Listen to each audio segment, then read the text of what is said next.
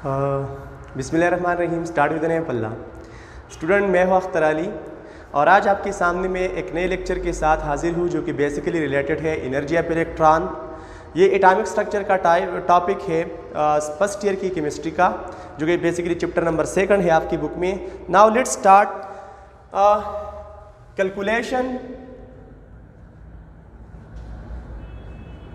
Calculation of energy of electron in its orbit. Calculation of energy of electron in its orbit. Student, energy of electron को calculate की थी Bohr ने, जो कि basically hydrogen atom के लिए Bohr ने कैलकुलेट की थी कि हाइड्रोजन एटम के जो शिल में जो इलेक्ट्रॉन होती है उसकी टोटल एनर्जी कितनी होती है। तो टोटल एनर्जी हमें पता है कि टोटल एनर्जी जो होती है total energy ET should be equal to kinetic energy plus potential energy. ये हमारे पास हो गया इक्वेशन नंबर 1। अब जो काइनेटिक एनर्जी होती है स्टूडेंट, तो वो बराबर होती है हाफ mv² की। इक्वेशन नंबर 2 आ गया। पोटेंशियल एनर्जी की बात हम करते हैं तो पोटेंशियल एनर्जी बेसिकली हमें यहाँ पर मालूम करनी पड़ेगी। पोटेंशियल एनर्जी हम इस तरह कह सकते हैं कि जो फिजिक्स की टर्मिनोलॉजी पोटेंशियल एनर्जी को डिफाइन किया जाता है तो the energy due to position of a body is called potential energy. लेकिन यहाँ पर एटम की जब हम एटम की बात करेंगे तो एटम के बेस पर हम पोटेंशियल एनर्जी को फिर ऐसे नहीं कह सकते कि it is the position of a body. हम ऐसे कह सकते हैं कि अगर आप देखिए स्टूडेंट, तो यहाँ पर ये अगर एक एटम है, ये इसका न्यूक्लियस, और इसी से ये अराउंड वो सर्कुलर पाथ है जिसमें इलेक्ट्रॉन रिवॉल्व करता है। अब हमें पता है कि यहाँ पर इलेक्ट्रॉन और न्यूक्लियस के दरमियान में एक फोर्स है जो कि इलेक्ट्रोस्टैटिक फोर्स ऑफ अट्रैक्शन है, और वो फोर्स हम रिप्रेजेंट करते हैं Ze² डिवाइडेड बाय 4πε0 r से। ये फोर्स जो है ये बेसिकली कौन सा फोर्स है? इलेक्ट्रोस्टैटिक फोर्स है जो इलेक्ट्रॉन और न्यूक्लियस के दरमियान में प्रेजेंट है।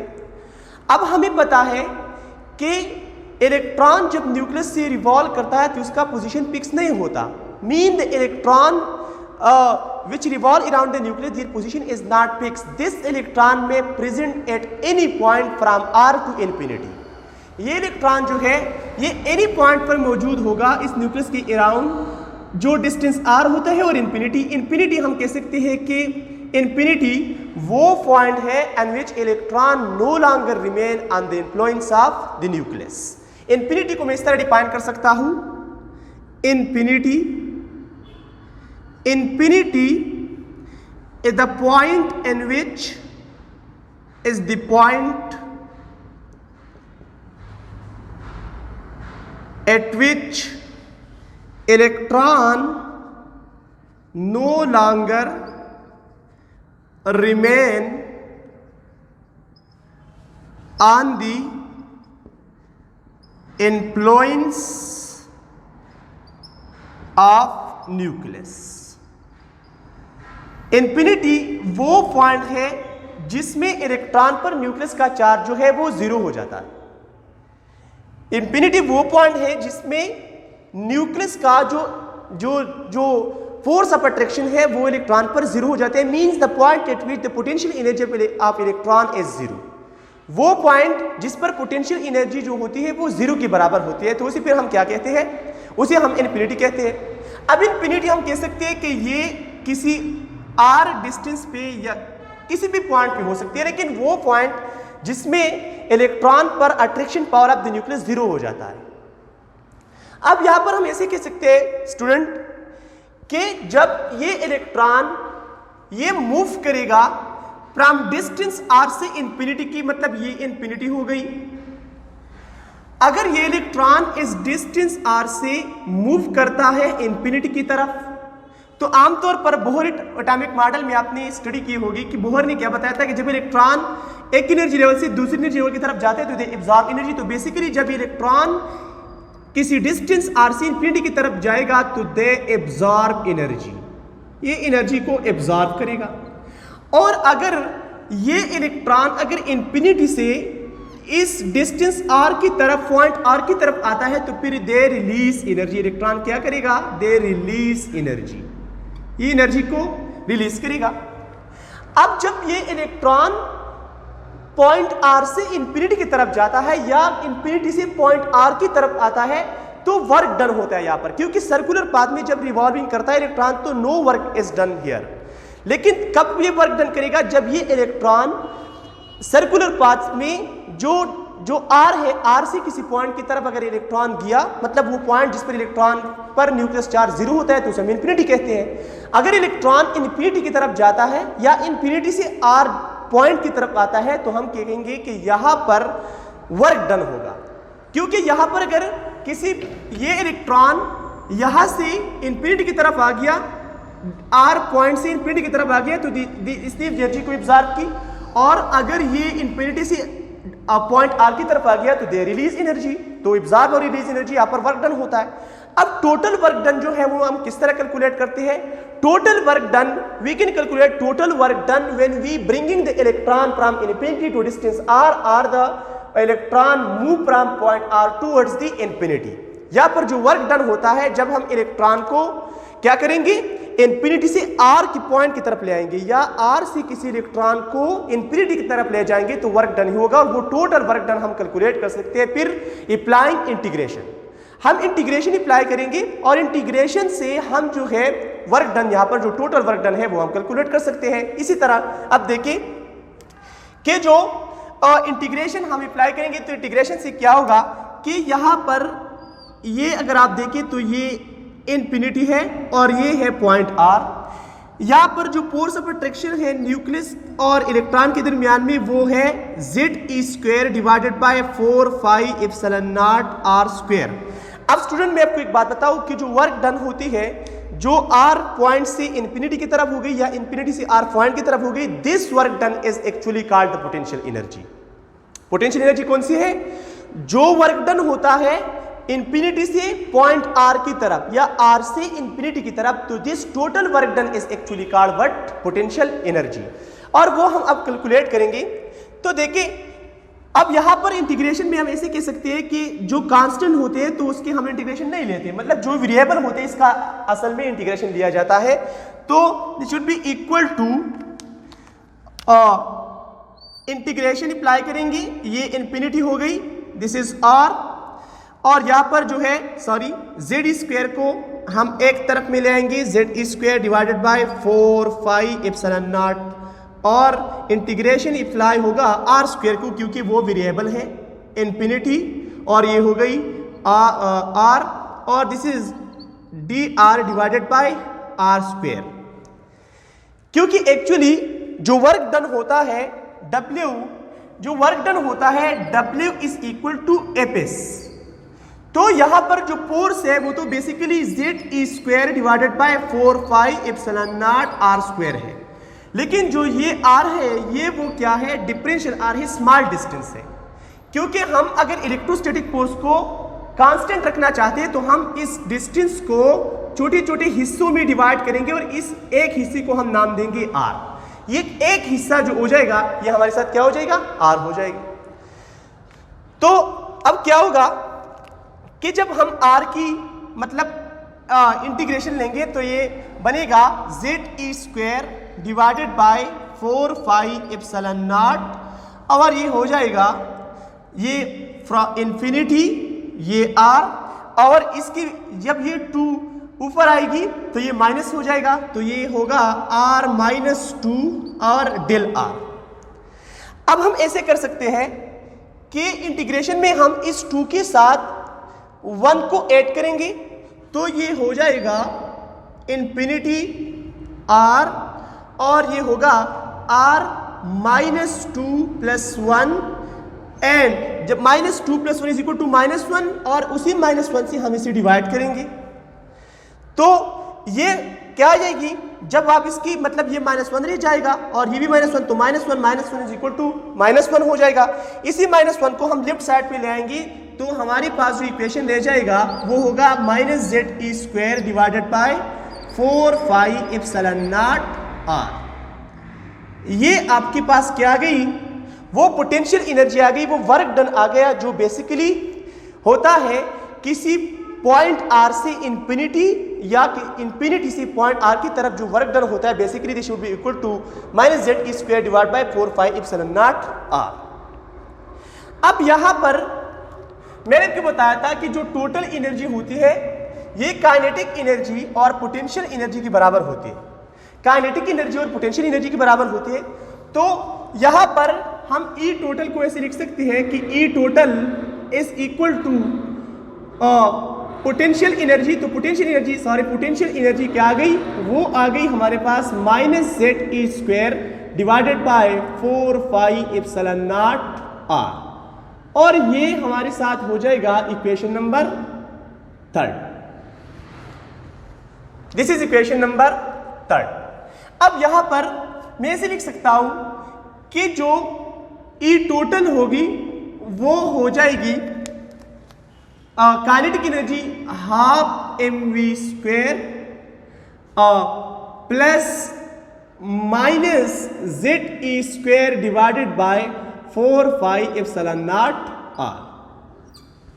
तो ये प्लस जब माइनस के साथ मल्टीप्लाई होगा तो ई टोटल हमारे पास बनेगा ½ minus ZE² divided by 4 pi epsilon naught R, and this is equation number, ये आपके पास आ गया इक्वेशन नंबर 4। ये इक्वेशन नंबर 4 आ गया। अब यहां पर mv² की वैल्यू, जो mv² है उसकी वैल्यू को हम फाइंड आउट करेंगे। तो mv² की वैल्यू को किस तरह फाइंड आउट कर सकते हैं स्टूडेंट, देखिए यहां पर अगर, फिर मैं आपको बताऊंगा कि यहां पर अगर ये है आपके पास, ये न्यूक्लियस है और इस न्यूक्लियस से अराउंड ये सर्कुलर पाथ है जिसमें इलेक्ट्रॉन रिवॉल्व कर रहा है। अब अगर ये इलेक्ट्रॉन यहां पर रिवॉल्व कर रहा है तो इसकी वेलोसिटी इसी डायरेक्शन में होगी। अगर इलेक्ट्रॉन यहां पर रिवॉल्व कर रहा है तो इसकी वेलोसिटी इसी डायरेक्शन में होगी। अगर इलेक्ट्रॉन यहां पर रिवॉल्व कर रहा है तो इसकी वेलोसिटी इसी डायरेक्शन में होगी, और अगर इलेक्ट्रॉन यहां पर रिवॉल्व कर रहा है तो इसकी वेलोसिटी इसी डायरेक्शन में होगी। मतलब मेरी बात का यह है कि हर एक पॉइंट पर जो है वेलोसिटी चेंज होती है इलेक्ट्रॉन की। तो the time rate of change of velocity is called acceleration. अब जब यहां पर एक्सीलरेशन है तो हम कह सकते हैं कि एक्सीलरेशन तभी प्रोड्यूस होता है जब किसी बॉडी पर फोर्स अप्लाई होता है। तो मीन इस इलेक्ट्रॉन पर कोई ना कोई फोर्स यहां लग रहा है, और वो फोर्स बेसिकली क्या है, वो फोर्स है न्यूक्लियस का फोर्स, जो कि अट्रैक्टिव फोर्स है और वो डाउनवर्ड है। अट्रैक्टिव फोर्स है और वो क्या है, डाउनवर्ड है। अब अगर ये फोर्स डाउनवर्ड है तो इलेक्ट्रॉन ये न्यूक्लियस की तरफ फॉल क्यों नहीं करता, फॉल क्यों नहीं होता, mean electron, why electron not fall into the nucleus. अब यहां पर रिवोल्यूशन के लिए तो हमने ये बात की कि इलेक्ट्रॉन रिवॉल्व करता है न्यूक्लियस के अराउंड, क्योंकि जो इलेक्ट्रोस्टैटिक फोर्स हमने आपको बताया कि वो है ZE² divide by 4 pi epsilon naught r², वो प्रोवाइड करता है क्या, सेंट्रीपिटल फोर्स। मीन जो कूलम्बिक फोर्स है न्यूक्लियस और इलेक्ट्रॉन के दरमियान में, वो प्रोवाइड करता है सेंट्रीपिटल फोर्स, और उस फोर्स की वजह से इलेक्ट्रॉन रिवॉल्व करता है न्यूक्लियस के अराउंड।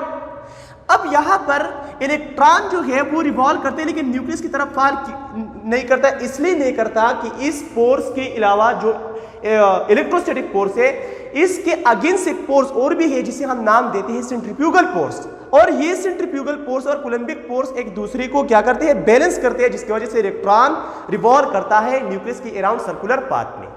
तो मैं ऐसे लिख सकता हूं कि Fg is equal to Fc, मतलब ये जो सेंट्रीफ्यूगल फोर्स है इसने कूलम्बिक फोर्स को बैलेंस किया है।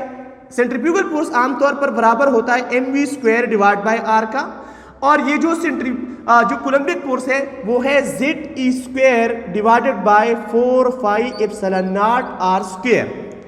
तो एक स्क्वायर जो है ये एक r के साथ कैंसिल हो जाएगा, तो ये हमारे पास आएगी कि mv² is equal to ZE² divided by 4 pi epsilon naught r। ये आपके पास m की वैल्यू आ गई, and this is equation number 5, ये आपके पास इक्वेशन नंबर 5 हो गई। अब हम ऐसे कर सकते हैं कि ये वैल्यू हम पुट कर सकते हैं, पुटिंग द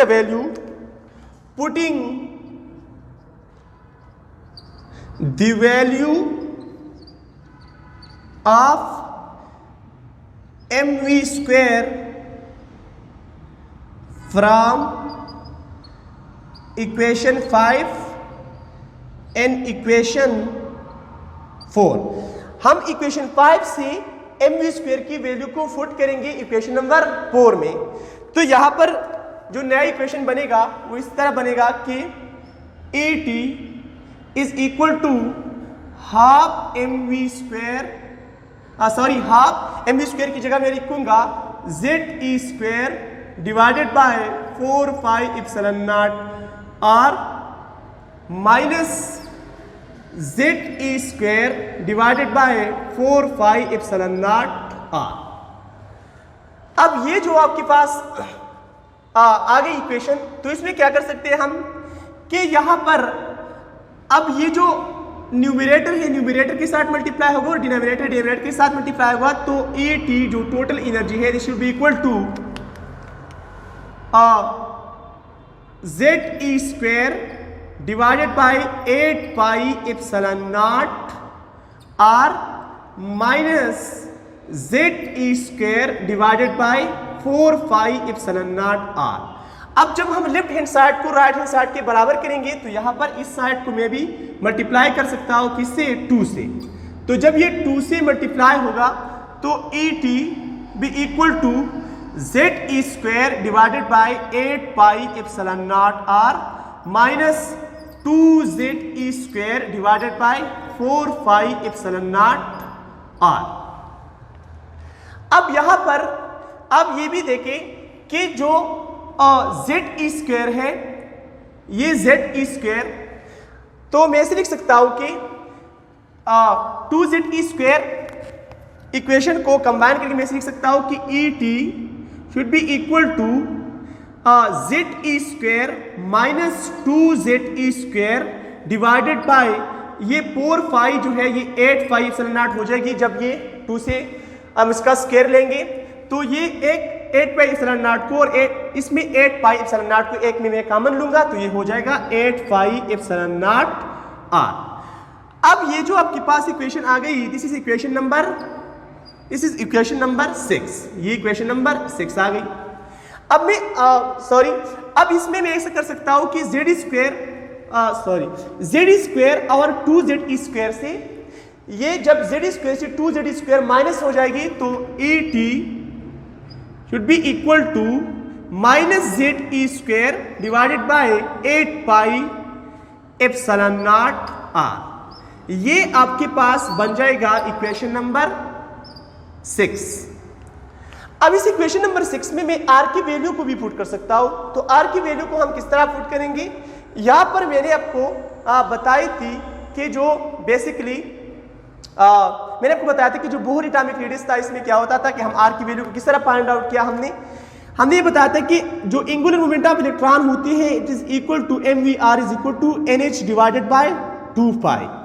जब हमने दोनों साइड से स्क्वायर लिया था तो ये आया था m square v square r square is equal to n square h square divided by 4 पाई।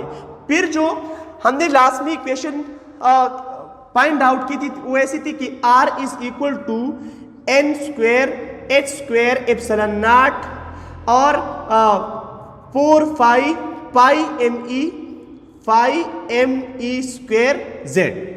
ये जो आपके पास इक्वेशन आ गया था R की वैल्यू से।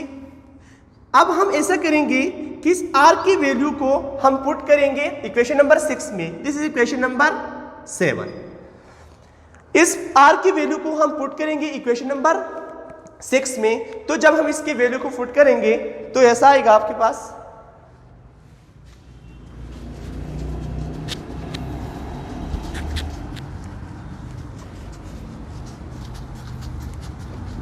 R की वैल्यू को जब हम पुट करेंगे तो ET भी equal to minus ZE square divided by 8 pi epsilon naught, और r की जगह मैं लिखूंगा, ये जब मल्टीप्लिकेशन में होंगे तो मल्टीप्लिकेशन में क्या होगा कि ये जहां पर डिवीजन में है, जब ये मल्टीप्लिकेशन में इसके साथ आएगी तो ये पाई इन ई स्क्वायर जेड जो है ये ऊपर न्यूमरेटर की तरफ जाएगी, तो हम ऐसे लिख सकते हैं कि phi M E square Z divided by N square H square epsilon naught. अब इसमें क्या होगा कि पाई जो है वो पाई के साथ कैंसिल हो जाएगी, pi is cancel with pi, and the remaining equation is E total be equal to minus Z E square minus Z E square divided by 8 epsilon naught multiply by, ऐसे एक स्टेप में हम कर सकते हैं कि जब ये पाई पाई के साथ कैंसिल हो जाएगी, z मल्टीप्लाई विद z, तो ये z स्क्वायर हो जाएगा, और e multiply with e square multiply with e square is equal to e की पावर। तो ऐसे आ सकता है कि e t is equal to minus z square e की 4 m divided by 8 n square h square epsilon naught. अब ये जो है ये आपके पास आ गई equation number, this is equation number 8। अब इसमें हम क्या कर सकते हैं कि हम जो कांस्टेंट है वो हम एक साइड पे रखेंगे और जो वेरिएबल है हम वो दूसरी साइड पे ले जाएंगे।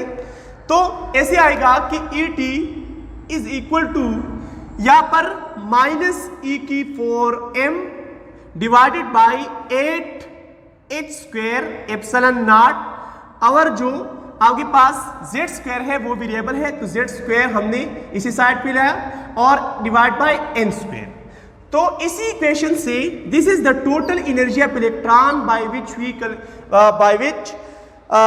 Can calculate the energy of different energy level, energy of electron and different energy level. लेकिन जब हम यहाँ पर इसकी वैल्यू को रखेंगे तो E T be equal to, जब हम यहाँ पर E की वैल्यू को रखेंगे, M की वैल्यू को रखेंगे, मीन 8 प्लांक कांस्टेंट की वैल्यू को रखेंगे, एप्सिलॉन नॉट की वैल्यू को, तो यहाँ पर इससे ये बनेगा कि ये हो जाएगा minus 2.18 cross 10 to the power minus 18 joule per atom multiply by z square divided by n square.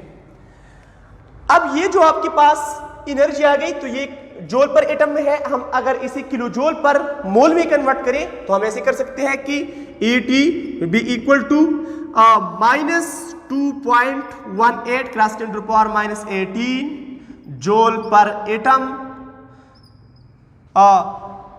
Multiply by 6.023 cross 10 to the power 23, sorry ऐसे लिख सकते हैं कि माइनस 18 डिवाइडेड बाय किलो जो है वो 10 टू द पावर 3 के बराबर है, तो divide by 1000 multiply by 6.023 cross 10 to the power 23। तो ये आपके पास इक्वेशन जो है वो इस तरह से आएगी वैल्यू की एट is equal to minus 1312.36 kilo joule multiply by z square divide by n square kilo joule per mole multiply by z square divided by n square. अब ये जो एनर्जी आ गई आपके पास, this is the total energy of electron in kilo joule per mole N hydrogen orbit. अब हम इसी इक्वेशन से जो डिफरेंट एनर्जी लेवल है हम उसी के लिए एनर्जी को कैलकुलेट कर सकते हैं। तो जब मैं E1 के लिए एनर्जी की बात करूंगा तो E1 के लिए E1 is equal to minus 1312.36 kilo joule per mole multiply by z की जगह मैं लिखूंगा 1 स्क्वायर डिवाइडेड बाय 1 स्क्वायर, क्योंकि यहां पर फर्स्ट एनर्जी लेवल के लिए मैं एनर्जी कैलकुलेट कर रहा हूं तो 1 स्क्वायर हो जाएगा। तो E1 जो हमारे पास आएगी वो हो जाएगी माइनस 1312.36 किलो जूल पर मोल। ये एक मोल हाइड्रोजन एटम के लिए जो फर्स्ट एनर्जी लेवल की एनर्जी है किलो जूल पर मोल में वो ये है। अब अगर मैं सेकंड एनर्जी लेवल की एनर्जी को कैलकुलेट करूं, सेकंड एनर्जी लेवल के लिए, तो सेकंड एनर्जी लेवल के लिए मैं ऐसा कर सकता हूं कि E2 should be equal to minus 1312.36 kilo joule per mole multiply bye 1 जो है वो तो कांस्टेंट हो जाएगी, 1 स्क्वायर डिवाइड बाय 2 की स्क्वायर लेंगे तो 4 हो जाएगी। तो ये आएगा -328.32 किलो जूल पर मोल। ये आपके पास हाइड्रोजन एटम की 1 मोल हाइड्रोजन एटम की सेकंड शील की एनर्जी हो गई।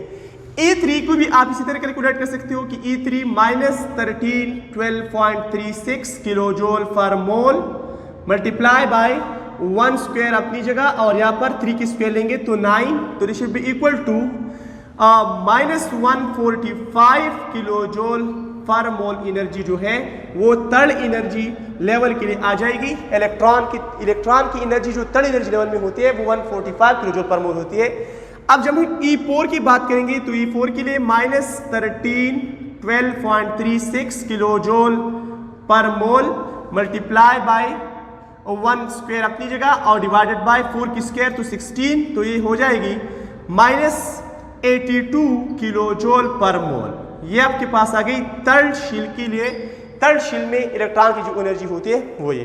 तो हमने यहाँ पर क्या फाइंड आउट किया, हमें एक ये पता चला कि जब भी हम न्यूक्लियस से दूरी पर जाते हैं, मतलब एक एनर्जी लेवल से दूसरी एनर्जी लेवल की तरफ जाते हैं, तो क्या होता है कि energy of electron gradually increases, mean that the energy of E1 is less than the energy of E2, the energy of E2 is less than the energy of E3, and the energy of E3 is less than the energy of E4, and this is a very very important MCQ for your ETA.